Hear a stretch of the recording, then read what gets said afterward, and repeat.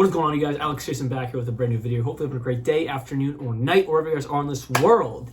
And yeah, so the battle for 18 is definitely on life support. It's definitely hanging on this much of a thread. It was already hanging on a thread because the Lakers went down 0-2 against the Nuggets. And now it's hanging on life support because the Celtics, yes, my Boston Celtics, as I'm sure everyone knows, are down 0-2 against the Miami Heat. They lost last night 111 to 105. The Miami Heat, again, out-hustled, out-gritted, out-worked, out-hearted everything and everyone on the Boston Celtics side of the court. Let's just look at the stats, and let me just talk about what I think is going to happen in this series. And again, I'm not even that mad because I respect the hell out of Jimmy Butler. He has earned my respect from last year, earned it going to Game 7 against us.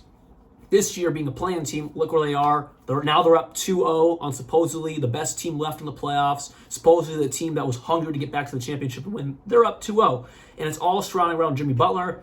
I might even buy his damn jersey if they end up beating the Celtics in a 7-game series because that's how much I respect him. He has every post-game interview. It's all about the team mentality. It's not about me. I want to get all my teammates involved, and I've never been a guy to say that the player that I am today isn't because of my teammates. It's always because of them.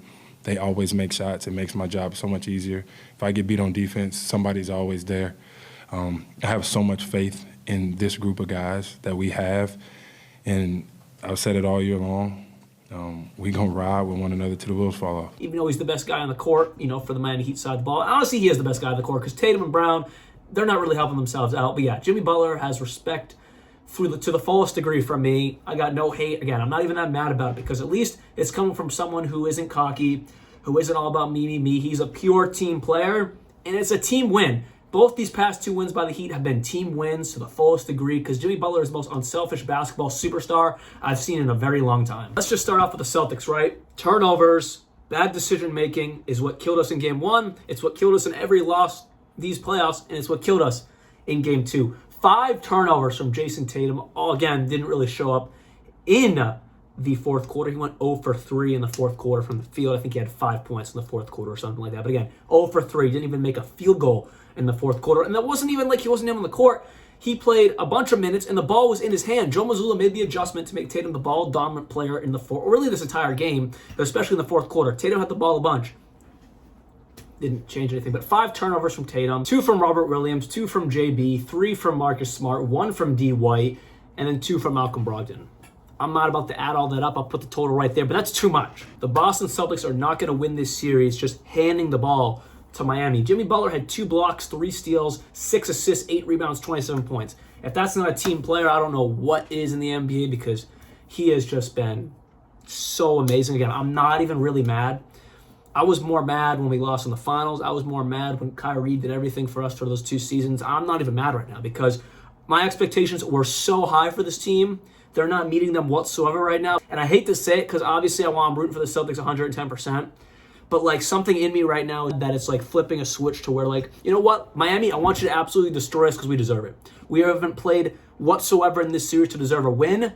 We've been up by more than 10 points in both these games and we've blown it both times. I'm not even mad because we haven't earned a second of this. We haven't earned it. We've earned these losses. We haven't earned any wins. So I'm not even mad about it. And it's coming from a team I respect, made of undrafted guys, made of highly, pushed to the side guys like a Jimmy Butler 30th pick in the 2011, I believe, draft. And look where he's at. Best player in these playoffs, best performer in these playoffs. I can't even be that mad about it because the Celtics are doing this to themselves. Again, they're doing this to themselves again. Now moving to the other side of the battle for 18, the Los Angeles Lakers. And they are down 0-2 in their respective series against the Denver Nuggets. Yes, but if I were to pick a team that has a more likelihood to come back from the series, I want to say the Celtics, but I got to go with the Lakers because they're undefeated at home. Tonight, they're back in, I want to say Staples Center, but no, they're back in Crypto.com Arena. So stupid. But yeah, they're back home, and they're undefeated at home, and I think they got to win Game 3. I mean, obviously they got to win Game 3 to stay alive in the series, but each of these games have been close. Yes, Game 1 was a blowout, but then LA figured some stuff out, and they came back to the ends of the game, couldn't get the job done. And then Game 2, relatively close the entire game. Lakers only lost by a few points. They lost 108 to 103, I believe. Yeah, 108 to 103. So tonight, I think they can come out with the win. It's not going to be easy because Jamal Murray, just like a Jimmy Butler, has been one of the best playoff performers in these playoffs. And then you got Jokic still doing his thing, getting damn triple-doubles. Now he's ahead of Russell Westbrook for most playoff triple-doubles in NBA history. He is just destroying them. But again, LeBron, he's doing his thing, 22, 9, and 10 last game. Anthony Davis, see, he needs to do a little better. I'm very surprised that game was so close because every time AD has a subpar game, and subpar for AD is 18, 14, and 4. You know, that's a subpar game for AD. He's got to be doing 30, 18, and 14, or whatever it is, you know what I mean? So for AD to have a subpar offensive game and the game to be still so close gives me hope, because then guys like Austin Reeves had 22 points. And then D'Lo had a bad game too. He only had 10 points. Rui Hachimura had 21 points. And that's what I mean. When I made this video going to the series, I'm like, the role players around the Lakers have to kind of pick up for when AD and LeBron kind of have tough games. And they did.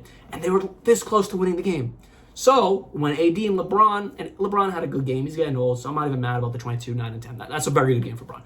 I'm more speaking to AD here. When AD goes back to his 30-point game, I know they didn't win game one, but if guys like Austin Reeves and Rui can even have 17, 18 points individually, if not 15, 16 points individually, they should come out on top in those games. So that gives me some hope for the Lakers in this series. But again, it was hanging on a thread.